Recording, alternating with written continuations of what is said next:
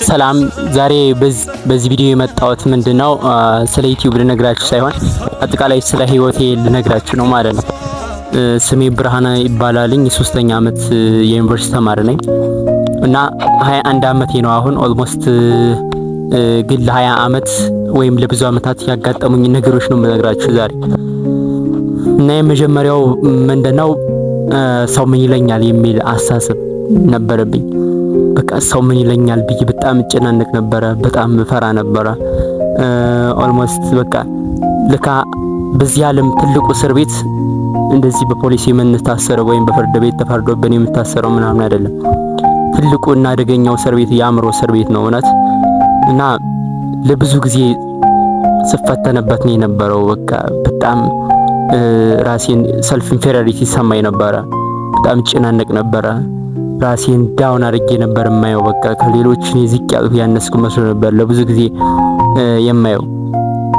እና ይሄ ልክ እንደምን አድርጌ ተቀበልኩት እንደ አይደንቲቲ አድርጌ ማለት ነው፣ ወይም ደግሞ ልክ እንደ የማይለወጥ ባህሪ አድርጌ ነበር ለብዙ ጊዜ ሳስብ የነበረው። እና ልክ ዘንድሮ ነው በቃ ኦልሞስት ዘንድሮ ለምን ማለት ጀመርኩኝ። በቃ ትንሽ ነገር ያስጨንቀኛል ኦልሞስት በጣም ትንሽ ነገር። ያ ማለት ይሄ አእምሯችን የሚፈጥረው ነገር ነው። በቃ አንዳንድ ጊዜ የምናየው በአይናችን አይደለም፣ ወይም የምንሰማውን በጆሮአችን አይደለም። ጀስት አይናችን ጀስት ብርሃን ብቻ ነው ሪፍሌክት አድርጎ የሚያስገባው፣ ጆሮአችንም ቫይብሬሽን ነው የሚያስገባው እንጂ ከዛ ውጭ ያለው በአእምሯችን ነው ትርጉም የምንሰጠው ሁሉንም ነገር።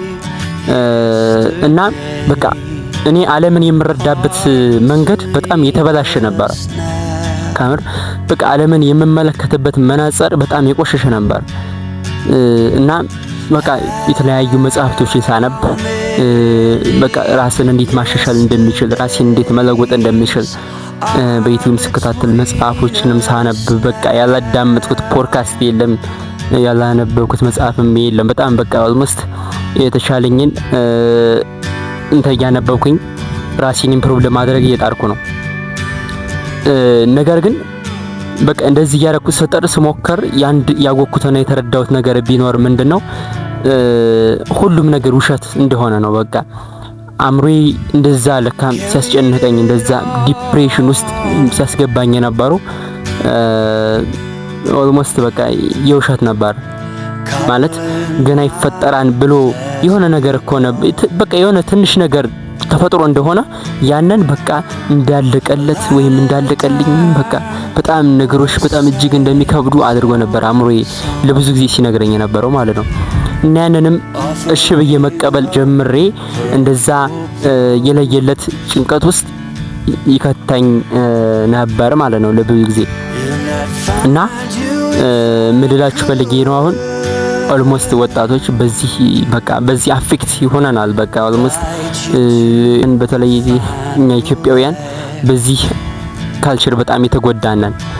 በአንደኝነት በዚህ በሰው ምን ይለኛል በሚል በቃ ሰው ምን ይለኛል በሚል የሆነ ነገር ልጀምር፣ በቃ ሰው ምን ይለኛል የሆነ ነገር ለማድረግ ስሞክር ስነሳ እንደዚህ ባይሳካስ፣ እንደዚህ ቢልስ፣ እነከሌ ቢስቁብኝስ፣ በቃ የሆነ ክብሬ የተነካ ነገር ነው የሚመስለኝ። እና በቃ ለብዙ ጊዜ መሞከር የምፈልገውን ነገሮች ወይም ማሳካት የምፈልጋቸው ነገሮች ሳላሳካ መጥቻለሁ ማለት ነው። በምን የተነሳ ሰው ምን ይለኛል በሚል ሀሳብ ማለት ነው። እና በሁለተኛው ደረጃ ምንድነው ፍርሃት ባይዘይ ሰው ምን ይለኛልና ፍርሃት የተለያዩ ናቸው። ፍርሃት በቃ ምንም አይነት ሆቢያ የምንለው የለም፣ አጉል የሆነ ፍርሃት በቃ ለሌላ ሰው እኮ ጀስት ኮመንሊ የምላቸው ነገሮች ለኔ ግን በቃ የነዛ ነገሮች አክት ለማድረግ በጣም ፈራቸው ምናምን።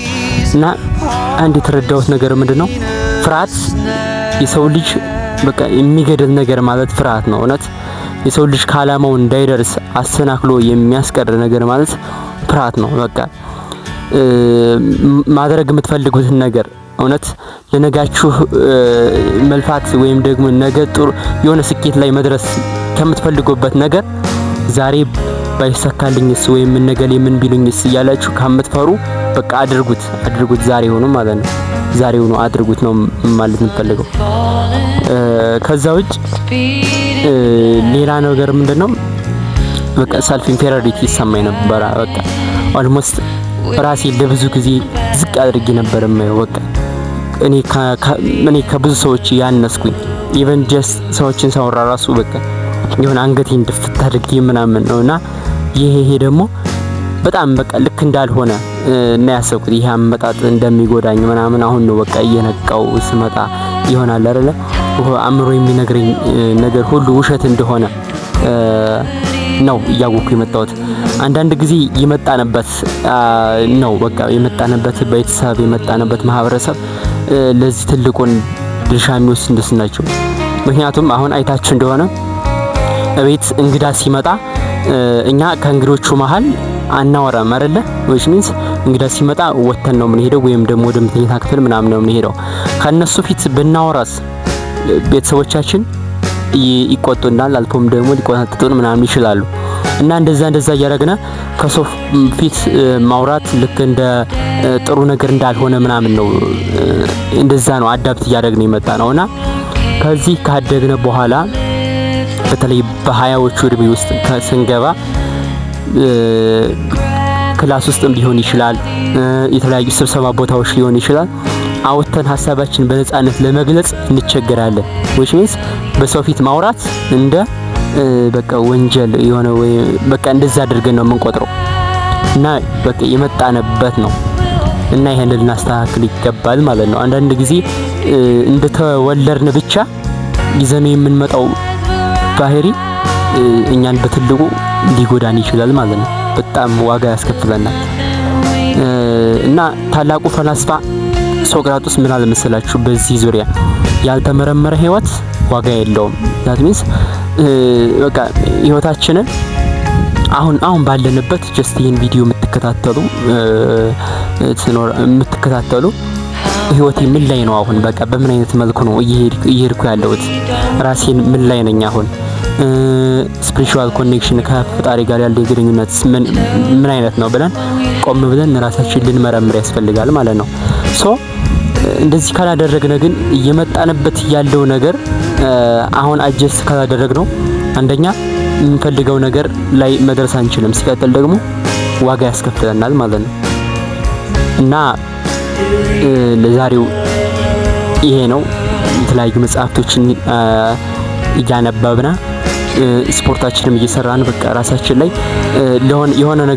የሆነ ገንዘብ አውጥተን ለሆነ ነገር ኢንቨስት እንደምናደርገው ሁሉ ራሳችን ላይ ኢንቨስት ማድረግ ያስፈልጋል ማለት ነው። እዚህ ስለ ራሳችን ትኩረት መስጠት ለሆነ ሰው እንደምናዳምጠው የሆነን ሰው እንደምናዳምጠው ሁሉ ራሳችንን ማዳመጥ ያስፈልጋል።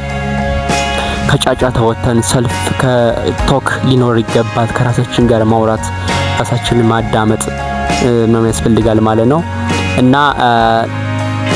እንኳን ወደ ህይወቴ ደህና መጣችሁ ለማለት ፈልጋለሁ። በሌላ በቀጣይ ቪዲዮም እመጣለሁ። የተለያዩ ተሞክሮዎች ይዤላችሁ እመጣለሁ። ይህን ቪዲዮ ላይክ እንዲሁም ሰብስክራይብ በማድረግ ቤተሰብ እንድትሆኑ አመሰግናለሁ። በሐሳብ ገና ቢከሳ አንተነ